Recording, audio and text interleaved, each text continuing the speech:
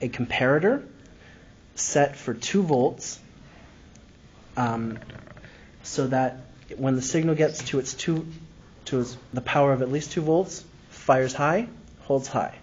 When it drops below, fires low, holds low. So now we have a existence on existence going for this signal. Okay.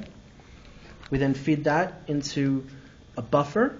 These two inverters come together to be a buffer. These two can take the 9-volt input and turn it into a 5-volt, which the rest of the logic signal wants, which the rest of the circuit wants. So is it just because there's going to be some voltage drop through them, that's why we do it, or they will specifically get it straight to 5? It's because the maximum they can output is 5. Okay, and they're not getting damaged because they're seeing 9 volts coming in? No. That's why we have the buffering situation here rather than here. It's not going to respond as a NAND gate afterwards. Like if you have 9 and 9 on the 2 inputs, you don't know what it's going to do because it doesn't know how to react to 9. Mm-hmm. Okay, these guys are just going to drop it to our 9, and yes, they have the possibility of being damaged theoretically, but these guys, like the chip we chose, can take it. Okay.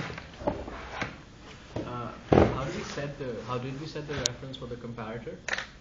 We have another voltage divider. We have a voltage divider using the 9 volts. Okay. Yeah. Because of its physical location on our board, rather than using the 5 volts. 7.5 and 1.5. That's the resistors we came up with, right? Yep. Speaking of which, I'm supposed to be my optics labs partner, but it's okay because I think he's stuck in the. Gotcha. Okay, that brings us to the processing circuit. That was the receiving circuit. Now we're going to the processing circuit. These two are. Let me go through the thing. Go through it. Our signal that now looks like a pulse is going into another NAND, a gate, okay, which is mixed with our original reference signal. This is the original reference signal before it was inverted. So it has a long high time with pulse short time. This pulse short time is the time that we are firing our pulses, the 0.4 milliseconds. This time is the 3.6 milliseconds. This is the time we want to be listening for return pulses, and we don't want the circuit to be processing anything while we're sending. So this ensures that the circuit is only listening to our input when we're not transmitting. During this time, you get nothing out. During this time, you get in, you get out, the inverse of what you got in. Okay? That signal goes to this is essentially a counter signal, but it's a latch. Okay? When the signal comes in and has a positive transition, the latch will change state from whatever it was. Okay? So it will start, I believe, high, and then it will go low. It doesn't really matter where it started, though, because they both start at the same thing. It will pull like this. Every time a pulse comes in, you get a change of state. The other one is doing the same thing to our input signal, to our reference signal, to give us the same type of signal, but for our input, it will make it a 50% duty cycle at the frequency at 1/2 the frequency of our input. The frequency of our input is 250 hertz, so the signal is coming out at 125 hertz. The rest of the circuit works by comparing the phase between the two. Now, to understand this, we have to look at what the incoming pulse is going to look like at different points away from our source. When you have, this is our reference pulse here. This is the reference clock where the pulses are coming like that. Like this. Okay? When we return a signal that's close to our pulse, we get a signal here, just after we've sent the pulse out. Okay? This will be increased in duty cycle to this type of signal. Notice that most of the time it's in phase with the other one. Most of the time it's got the same value as the other one. Can you draw a line connecting this to the other, just like a dotted line or something? Yeah. All right? Yeah.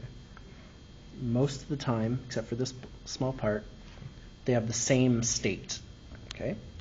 We send that through the XOR gate so that while they don't have the same state, this is the signal that we get out. Same state, low. Okay? While you got that? Right, these are the same. It's low. No, this is still the same. Where are we? It doesn't have to align perfectly. We Yeah. get it. These two are different. Okay. So it's so I guess it's actually these two are different. It's here that the pulse is, and it's just beforehand. Pulse is something like that, right?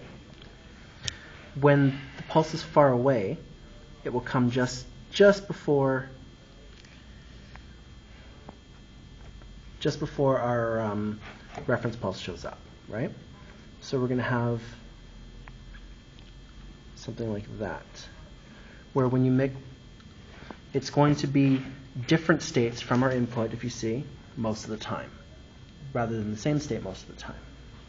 So when we put it through the XOR, we get a signal that looks something like this. That is only for the closed case. That's the far case. It just Far changed case. cases, all right? So, yeah. When you get one that's right in the middle, you're going to be 100. You're going to be exactly half.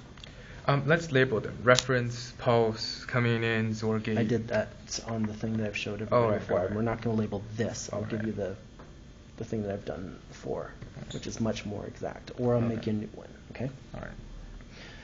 Notice that this is low most of the time. This is high most of the time. This is in the middle most of the time. This have different duties. This has created an output signal that has different duty cycles depending on how far away our signal is. When we're close, we have it low here. When we're far, we have it high there. Okay? We then invert that because we want an opposite relationship for the 555 timer's VCO. All right?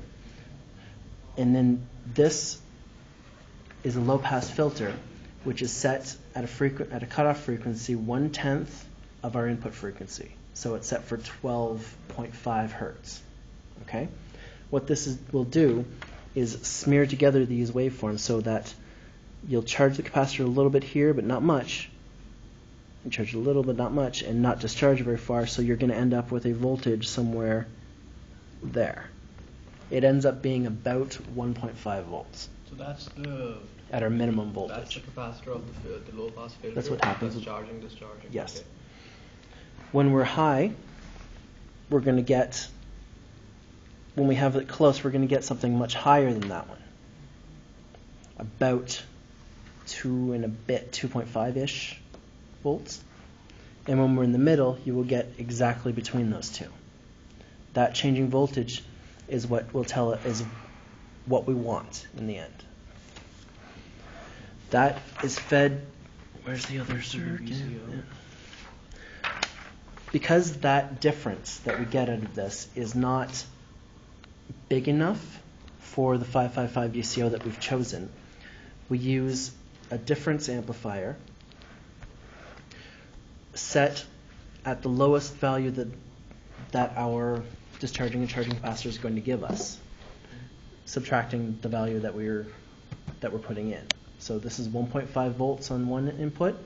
The other input will vary between 1.5 and 2.5.6-ish. All right? So the difference there is somewhere between 0 and 1 and a bit. Multiply that by 4. That is the input going into our VCO. The 555 timer acts as a VCO in this case because we are changing where internally the charging and discharging capacitor here is going to trigger the internal flip-flops. It will change the duty cycle